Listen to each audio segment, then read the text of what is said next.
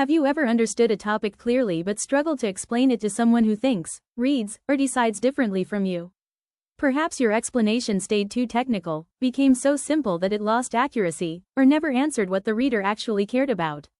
In the Audience Pivot Challenge, you will take one short science source and reshape it for two very different readers.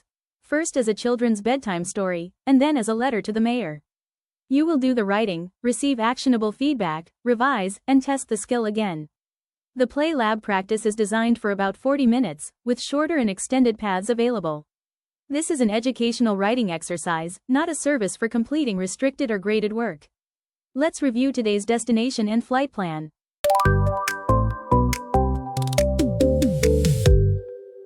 Welcome to the Audience Pivot Challenge.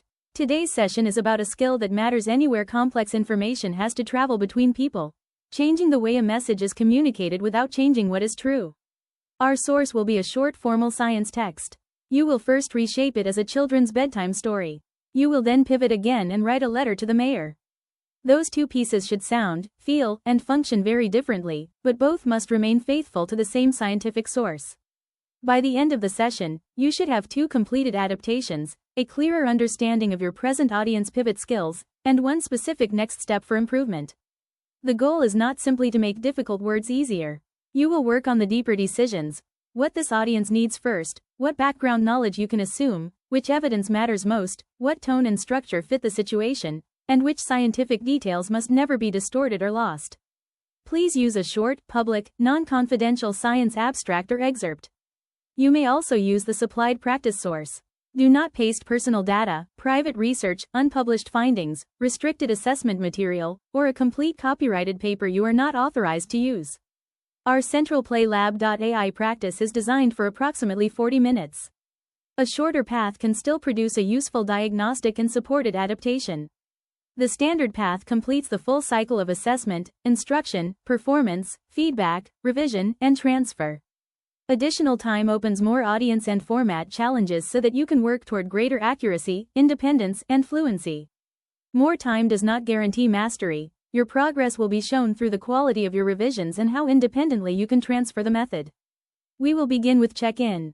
You can identify a time when a message was accurate but poorly matched to its audience, or engaging but inaccurate. Next comes the pivot method, where we will learn the 5 decisions behind effective audience adaptation. Then you will enter the PlayLab AI practice. This is the main learning activity. The AI will diagnose, teach, prompt, and provide feedback, but you will make the communication decisions and revise the writing. After the practice, we will examine what changed between your two versions, before and after, what remained stable, and which feedback made the greatest difference. We will finish by asking you to plan your next pivot, one audience, format, or skill you will practice next. For the check-in, you can complete this sentence. A message can fail its audience when.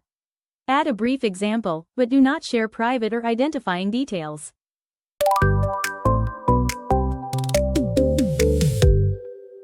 Before we begin today's learning session, let's take a moment to check in and clarify your goal, purpose, and what meaningful progress would look like for you.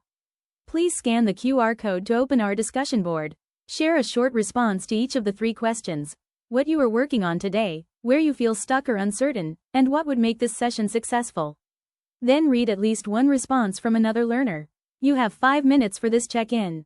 If you finish early, you can skip ahead to the next part of the session or interact with more learner responses. If you need more than 5 minutes, simply pause the video and take the time you need, or move forward whenever you are ready.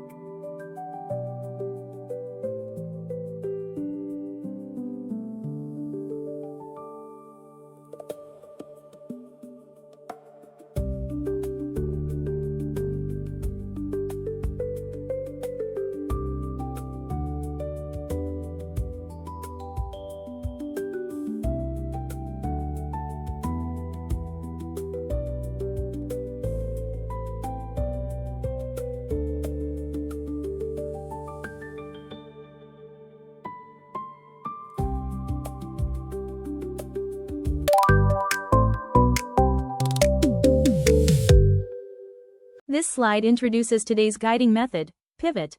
An audience pivot is not simply a shorter version of a difficult text. It is the deliberate redesign of a message for a particular reader, purpose, and situation, changing the delivery without changing the truth.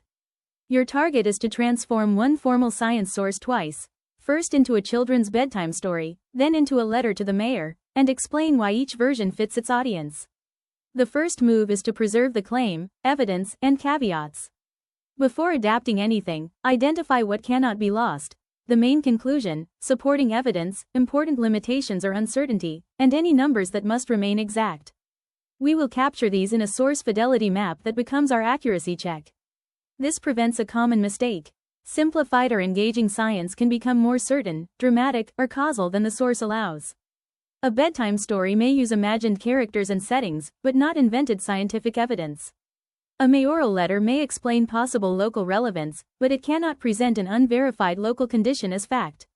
The second move is to identify the reader, purpose, and prior knowledge. A child is still too broad. A 6-year-old listening at bedtime differs from a 12-year-old reading in class. A mayor may need the issue, its relevance, the limits of the evidence, and a clear request for consideration. The third move gives the method its name, pivot the delivery, not the truth. For a child, we may begin with a character, a concrete problem, and a discovery. For a mayor, we may begin with the public issue and why it deserves attention. These are different routes into the same meaning, not different versions of reality. The fourth move is to match voice, vocabulary, examples, and structure. Voice shapes how the message sounds. Vocabulary controls what must be replaced, defined, or illustrated. Examples connect the science to what the reader can imagine or act upon, and structure determines what comes first. A child's text needs more than simple words, it needs a story shape. A character encounters a problem, discovers something, and reaches an appropriate ending, with the science woven into the experience. A mayoral letter needs an early purpose, accurate evidence, appropriate uncertainty, civic relevance, and a specific request. It should persuade without exaggerating. The fifth move is to test, revise, and transfer with less support. You will cycle through performance, feedback, revision, and another attempt. Feedback will identify what is working, the most important gap, and the next action to apply immediately. At first, PlayLab may provide a model, questions, or a planning frame.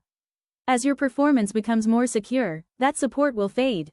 The aim is not to make AI a permanent co-writer, but to help you take increasing responsibility for the decisions.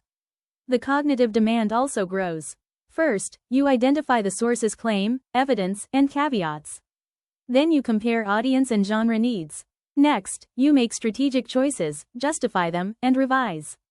Additional time lets you transfer the method to unfamiliar audiences, formats, and constraints, building adaptability and fluency. Success is not the most imaginative story or forceful letter. It is two scientifically faithful texts that fit their audience, purpose, genre, and shared rubric.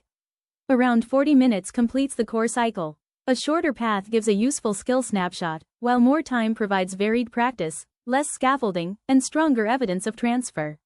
In a moment, you will enter PlayLab AI, choose your available time, select a short non-confidential science source, and begin with a diagnostic. The tutor will assess your current performance, teach pivot, and guide cycles that help you become faster, more accurate, and more independent at audience pivoting.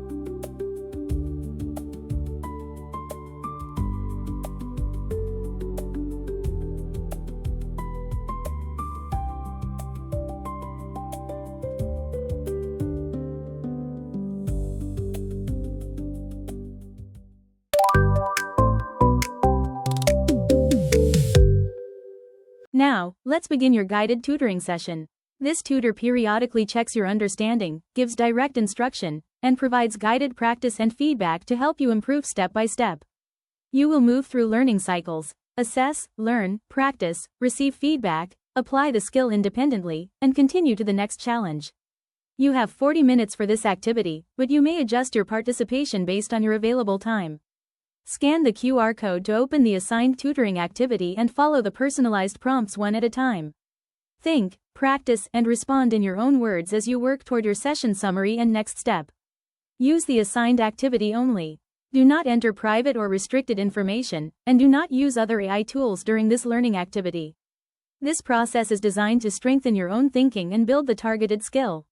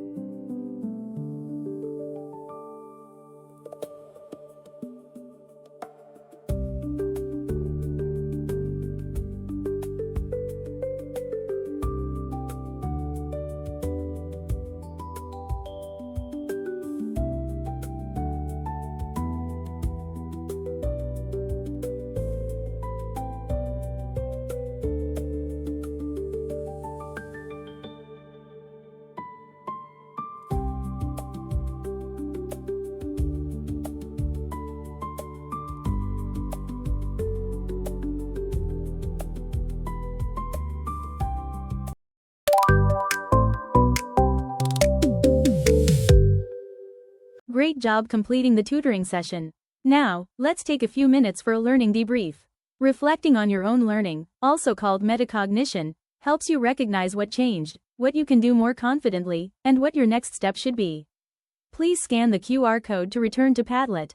Share. First, one idea, skill, or strategy you understand better now. Second, one mistake, misconception, or earlier level of performance you corrected or grew beyond. And third, after reading 2 other responses, one useful approach, insight, or experience that strengthened your understanding.